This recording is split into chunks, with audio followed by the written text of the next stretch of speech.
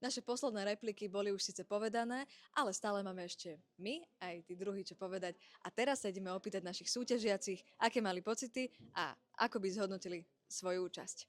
Máme tu Samka a ja by som sa chcela opýtať, ako si sa dostal ku Kisuckému mikrofónu. Áno, no mňa oslovila vlastne s týmto návrhom moja pani učiteľka, ktorá mi priblížila vlastne, že takáto súťaž existuje. Takže ja som bol ochotný to vlastne vyskúšať, mal som predstavu, že o čom to bude. Musím povedať, že zhruba takto prebiehalo, ako som očakával.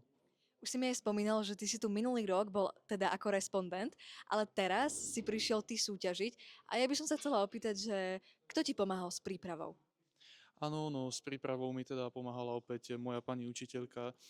Taktiež by som chcel poďakovať mojej spolužiačke, ktorá vlastne tiež obetovala svoj voľný čas, aby mi mohla pomôcť.